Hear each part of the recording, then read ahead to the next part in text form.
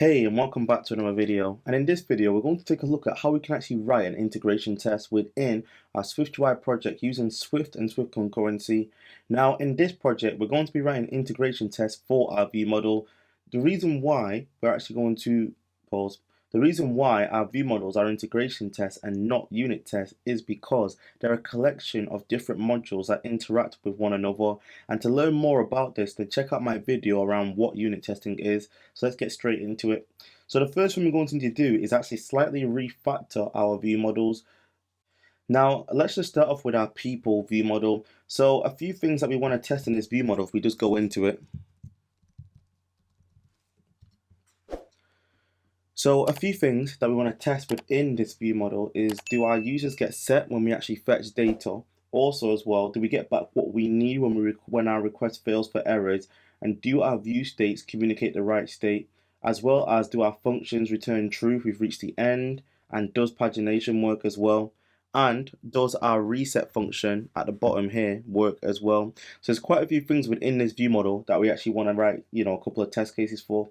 Now, right now, we can't actually test a lot of these scenarios since our view model code is actually directly tied to the service here with our network manager. So we don't want to actually test against a real service, because if we do and the API goes down, then so does our whole test.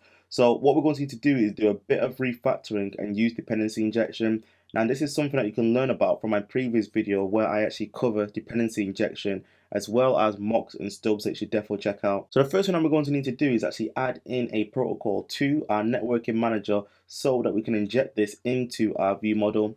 So let's go into our networking manager and then let's define a protocol at the top here.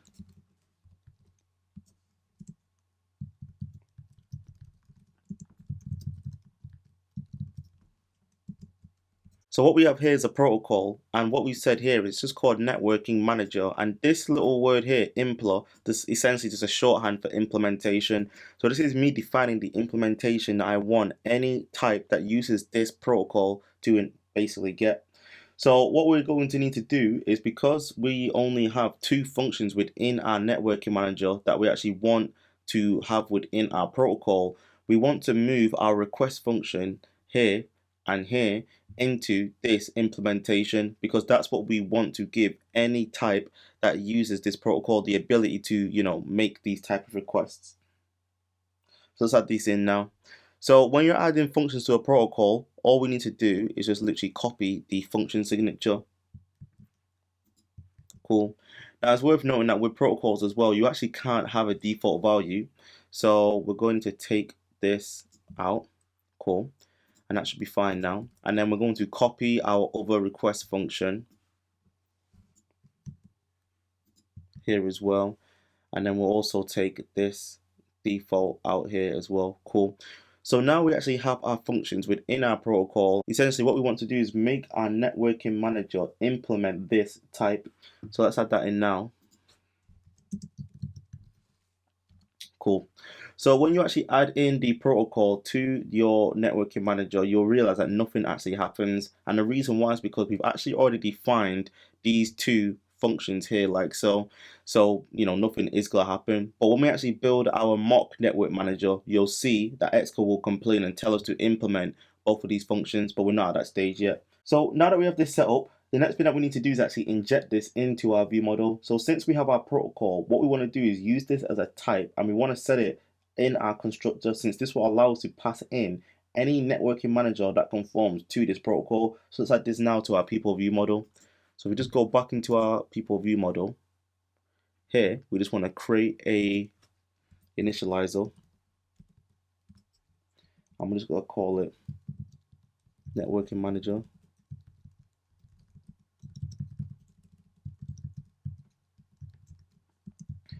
Networking manager input. Cool. So the whole point of us doing this is so that when we actually write our unit test, we can actually pass in a mock version of this network manager that doesn't actually connect to a real API, which is what we'll get to soon. Now the reason that we are able to do this as well is because, like I mentioned before, we're using the protocol here. What we're saying is that any object that implements this protocol, we're able to pass it into the constructor. So now we've got this set up, we need to actually have a property within this view model that will actually set so we can access the functions within this protocol. So let's do that now. So just underneath here. So now we define that as a private let, and we have used the protocol type here as well. Cool. So what we want to do now is actually set this type. Sweet. And now our error should go away because we now set it. Now, one final thing that we want to do as well is actually give this initializer a default value, because if we build the project now, it should actually complain within our files to say that we've not, passed in a network manager. As you can see here. So in order to fix this, what we want to do is we actually want to give our constructor a default, implement a default value. So if we just saw here, what we're going to say is network manager dot shared. So this is our actual network manager that we're going to basically set as a default value if you don't pass anything via the constructor. And if we build this, you should see that errors go away. Cool. So now that we've done that, the next thing we need to do is we need to actually use our networking manager within the scope of this view model. So rather than us actually using our singleton directly like so, we want to replace this with the property that we're using to actually hold the network manager that we inject within this view model. So let's actually just replace this with network manager like so. Cool. And if you scroll down, we also want to replace this as well with network manager. Sweet. So one more thing that you'll actually realize as well is that because we're now using a protocol and we're not able to have default values for our request function, we need to actually implement the session parameter. Now in here, all we're just going to say is .shared. Cool.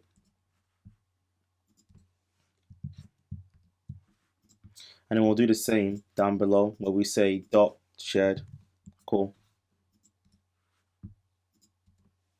And we'll just clean this up. Okay, cool.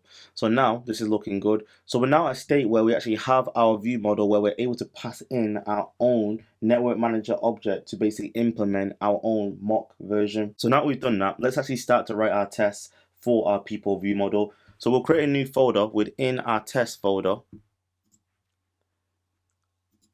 And this time we'll call it people. Cool. And then within our people folder, we'll create a new unit test file called people view model success test. So this test file is essentially going to hold all of the unit tests relating to the happy path for our view model. And it'll become a bit clear as to why we're doing that. So let's actually just import our target.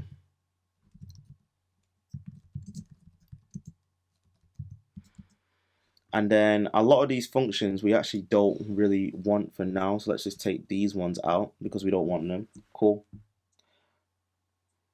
So let's actually just first of all just start off by writing the outline for our unit test that we want. So I'm just going to put this in now and then we'll break it down. Cool. So we've got our unit test here, and this unit test is going to basically test to see if we actually get a successful response back from our service. Is our user array set? Now, before we write our tasks, we're actually going to need to write a mock for our network manager. So like I said before with our protocol, we now need to create our fake network manager that will always just kind of stop and return some data to us. So essentially, we want to mock a successful object coming back. So in our networking folder, in our mocks folder, let's create a mock for the networking manager user response success mock. And what that's going to be is going to basically be like a happy path for a mock that we get back for when we want to test our happy path, flow with our view model. So within here, we're going to create a new Swift file. And we're going to call it, like I said before, networking manager user response success mock. Now, within this mock, what we're going to need to do is actually import our target as well. And then what we're going to need to do is actually create a class for our mock. And then this class is going to implement the protocol that we created before. So like I mentioned before, when you actually implement the protocol within your class, you'll now see that you'll get an error telling you that you need to actually add the protocol stubs to your class. So let's add these in. Cool. So now we have our protocol stubs in. So our request function doesn't actually, return anything for now. So we're just going to leave this one empty. But the one that we do care about is this request one here, because this is the request where it will essentially return to us some kind of decodable data or codable data. So the data that we want to return here for our success is our user response success mock. So for this, we're going to use our static JSON mapper to basically return back the data that we have within our JSON file to simulate that flow. So let's add this in now. So all we're saying here is return the static JSON mapper, and we're just going to return the file and cast it to the type, which is user response, which is what we want. And then we're going to force cast it as our generic T, which is of type basically codable. Sweet. So we need to now set this up within our actual test with the setup function and the teardown. So in our teardown and setup, we want to set up our networking mock, and we also want to set up as well our view model. So let's actually do this now. So let's go back into our tests, and then we'll create two properties here. So private var, and we'll just call this networking mock, and it's going to be of type networking manager implementation. Cool. And then we'll create another one here called view model. We'll just do VM so it's short, and people view model. And then in our setup function, which we don't want it to be the class, we just want it to be override func, we're going to create our mock. So networking mock is equal to, and then this is going to be the mock that we just created. So networking manager user response success mock, and then our view model is going to be our people view model, and then we're going to pass in this networking mock within here. Cool, sweet. And then in our teardown, we're going to say networking mock is equal to nil, and VM is also equal to nil as well. Cool. All right. So we need to put on the bang here as well. Cool. So we missed out the exclamation mark. Sweet. So let's just build this now, and you should see that it builds successfully. Cool. So we've actually marked our function here as async, and that's because we want to test to see if we actually get back an array of users from the service. So what we want to do now is we actually want to start to write the code in terms of actually fetching our users. Now, one thing I want to do to this unit test function here is I actually want to mark it with throws, because if any errors get thrown, I actually want this test to basically fail, because it shouldn't, there shouldn't be anything that's thrown at all. So after take out our XCT fail, and then what we're going to say here is await, and then view model dot fetch users. And then what we want to do here is we want to actually assert if within our people view model we actually have 6 users within this array, because the static JSON mapper returns 6 users. So in here we're just going to say XCT assert equal, and then we're going to say VM dot users, and then we want to check the count, and then 6. And then for our message, we're going to say there should be 6 users within our data range. There should be 6 users within our data array. Cool. Now, if you actually load into our view model as well, you'll notice that we have quite a few other states as well. So we actually have is loading. So when we fetch users, we actually set our view state to is loading or not. We want to make sure that is loading is also false. So before we call our fetch users, we actually want to assert that is loading is also false. So we can use XCT assert false, like so. I'm just going to say view model dot is loading, and then for our message we're just going to say the view model shouldn't be loading any data.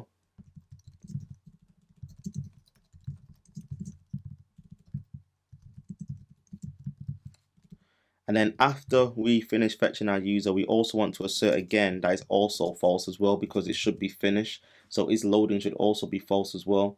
So we want to make sure that before we start and also when we finish, that is loading essentially gets reset properly, which is what we want. And rather than actually, copying this after here, what we could actually do instead is just use a defer. And what that'll do is it will ensure that this is the last thing that's always run. So in our defer, we're going to check to see if the is loading is equal to false. Cool. And if we just go back into our view model, you'll realize that we actually have a property called viewState. So I actually want to check to see as well, if we go inside this function, that when you actually finish, everything, does our viewState get set to .finished, which is what, we kind of want, right? So in our defer as well, we're also going to check with an XCT assert that our viewModel.viewState is equal to finished. And then we're going to put a message here saying the view models view state should be finished. Cool. So the reason why we can actually access all these properties is because if we go into our view state, and our is loading is a compute property, and our view state has been marked with private set, meaning that we actually can't change it from outside, but we can still access it. So let's go back into our test and run it and see what happens to see if it passes. Cool. So you should now see that the test actually passes.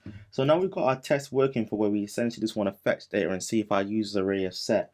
The next we want to test is actually seeing if our pagination works. So if you go into our people view model, you should realize that we actually have another function here called fetch next set of users. So we want to ensure that when you call this function, that essentially we actually get an increase in the amount of users within our people view model. So let's go back. And we're going to write out the signature for this function. So let's do that now. So we created our function here to actually test to see if a successful paginated response to user array is set. So what we want to do here is essentially simulate us fetching a user first and then trying to fetch a next set of users and seeing if the array doubles. So it should actually be 12 and not 6. So the first test we're going to write here is seeing if our view model is not loading. So we're just going to copy this assert here because we want to check that first. Cool. And then the next thing we're going to do after that is actually fetch our users. So we're going to say await view model fetch users like so. Then after that we're going to assert and make sure that we have 6 users within our array now. Just going to copy this. Cool. Then after this we want to actually call our function to fetch our next set of users. So let's do that now. So we're going to say await view model fetch next set of users like so. Then we're going to see here if our users array count is equal to 12. So we're going to assert that. So XCT assert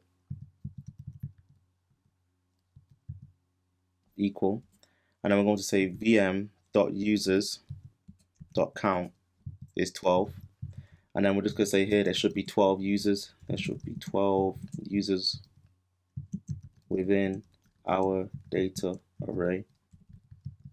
Cool. I just realized it's typo there, so let's take out the G.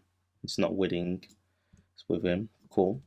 And then after we check to see if there's 12 users within our array, if you go into our view model, you'll see that we actually have a property called page. So what we want to do is we actually want to check to see if our page here is actually equal to 2. Now we can't access this because it's private, so to actually open up access for this property, we're going to make it private set like so. Cool. Cool. And then what we're going to assert here is that if the page is actually equal to 2, so let's just say XCT assert equal again, and then we're simply going to say view model dot page this time 2. We're going to say the page should be 2.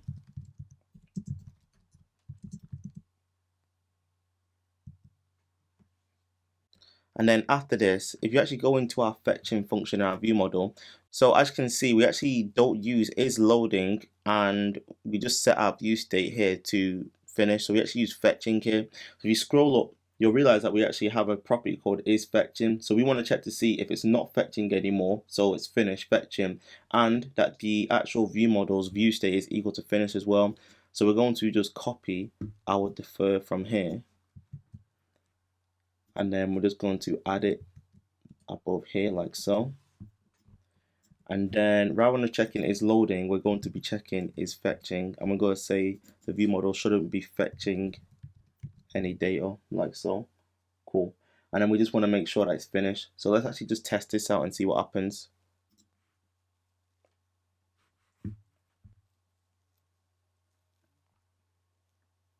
Cool. And now that test also succeeds as well. So if we go back into our view model, you'll see that we actually have a function here called reset. So what we're trying to simulate, we just open the simulator, is that if I actually keep on scrolling down, and if I like hit refresh here, we want to test to see if our view model's state gets reset.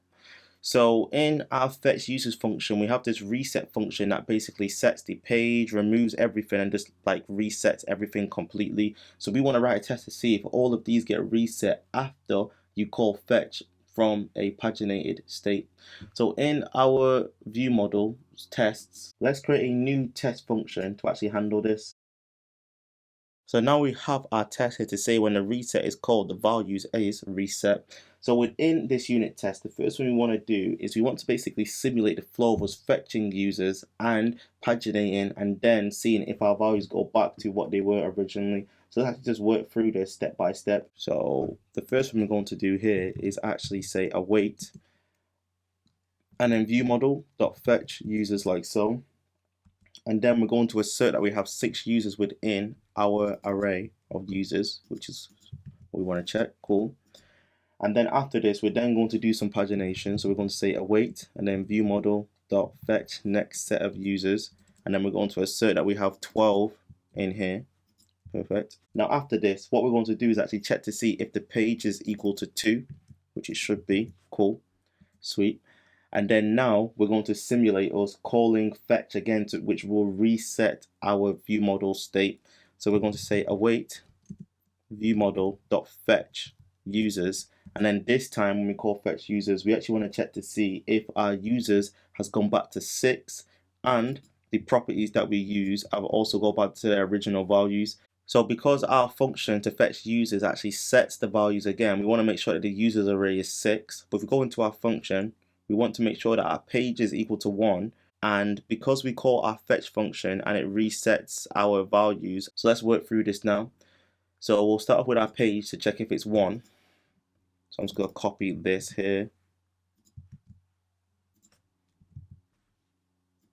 1. And then we're going to check to see. So what we actually should do is actually use a defer here. So actually, let's refactor this. We'll just use a defer at the top here.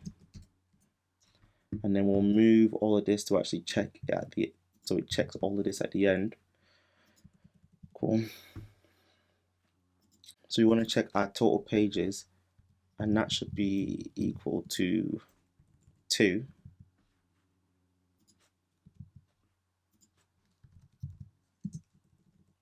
Now this is marked as private within our view model, so we need to actually set this and make it private set like so. Okay, cool.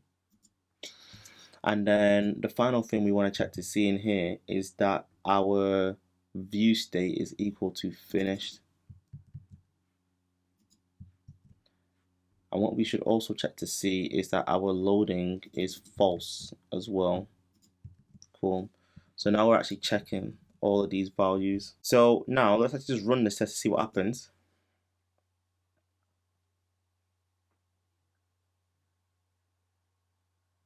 And that test also passes as well. So we have one final thing that we need to test out in our success view model, and that's whether if we actually get to the end of our list, does our function within our view model return true. Now the function I'm talking about is this one here that tells us if we have reached the end of our list. So let's write a test to actually check and validate that this actually returns true if we give it the last user within the array. So let's go inside of our success test. And then within here, I'm just going to type out the function signature for our test. And this function is simply just going to check to see if the last user is passed into the function, does it return true. So now we have our function here, and we've marked it as async because we essentially want to fetch our users from the fake service. So inside of here, we're going to say await and then view model dot fetch users like so.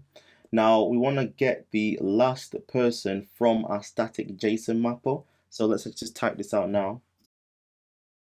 So what we're saying here is we're going to fetch our users, and because we know that the fetch users data that we get back from here is going to be the same as our static JSON mapper, because remember in our success mock we're actually returning the exact same data from our static JSON mapper here.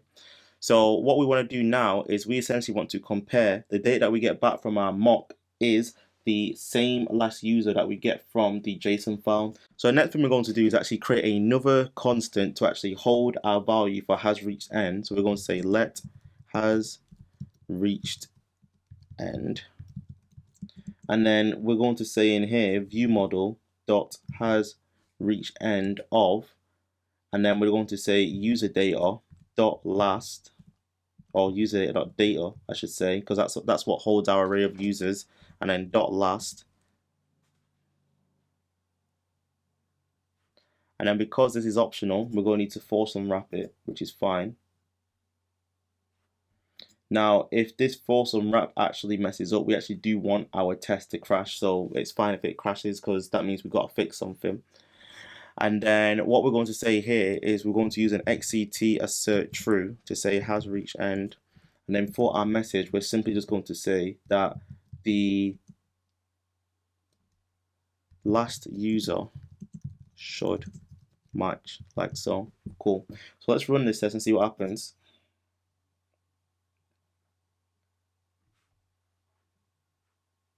Cool. And now that test also passes as well. Sweet.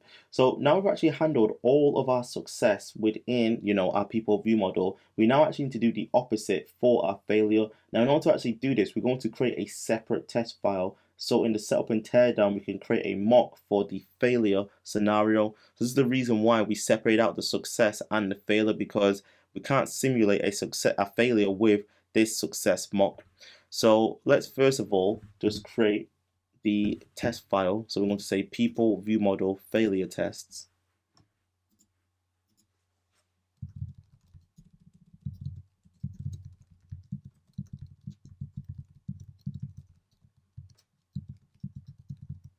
Cool. And then we just got to add that in. Sweet. And then now, after we've added in our test, let's just delete some of all this and then import our test, or import our target. Cool. And then now in our mocks folder, let's create our opposite of our success. We'll create our failure mock. Okay, cool. Swift file. And then just go copy the name of this and then change this to failure. Sweet. And then let's just again do a testable import of this project. And then we're just going to say class. And then it's going to be networking manager implementation, like so. And we should get some errors.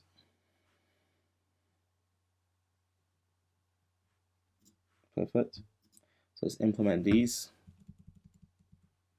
Now for this function, as always, you just want that to be empty. We don't actually want that to essentially simulate anything, because we don't use this function within our people view model.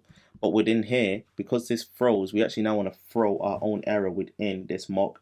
Now the error that I'm just going to throw is our networking manager error with an invalid URL. Cool.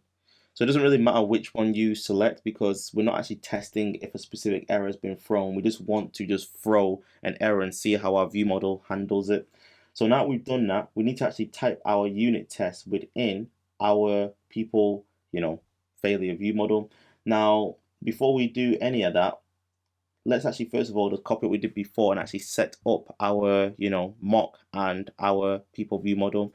So within here, we're going to just copy what we did before. We'll just create a networking mock,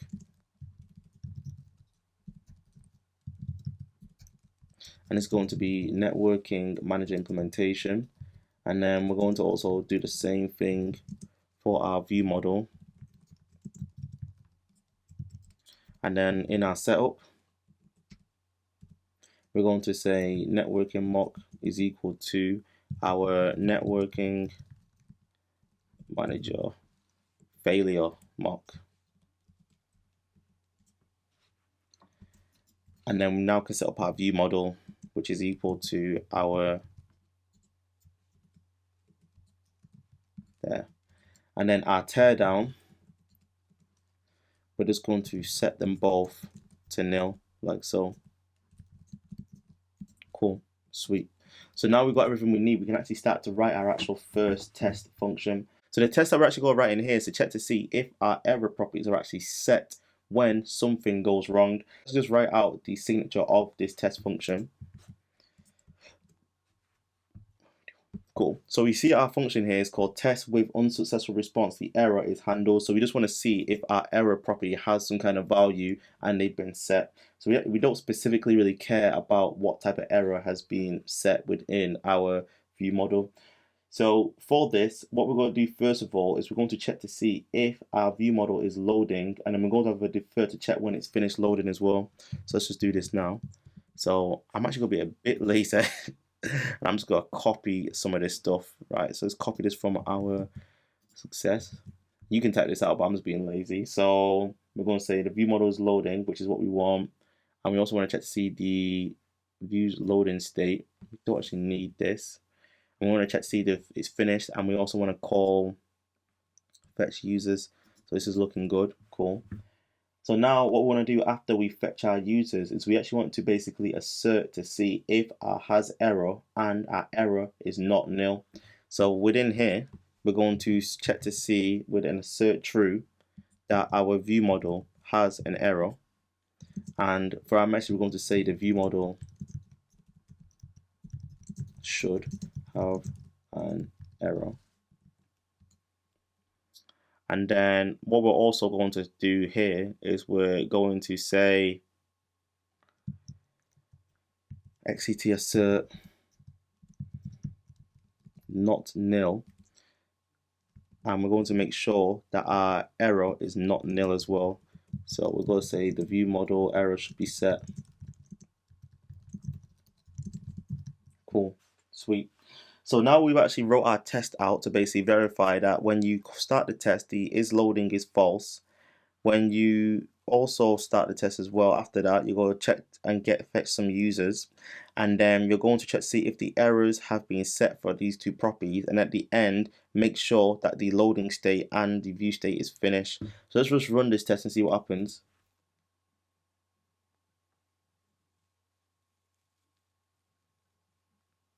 And you should see that our test passes. Sweet. So now we've actually handled all the case passes that we actually wanted to, work with within our view model. And in our next video, we're going to apply the same techniques here to our details view model. So if you enjoyed this video, I'd love to hear your feedback in the comment section below. Also, as well, if you haven't already, I'd really appreciate it if you gave this video a thumbs up, as well as subscribe to the channel and hit the notification bell to get updates for whenever I release a new video. That's everything from me. I'll catch you in a bit. Deuces.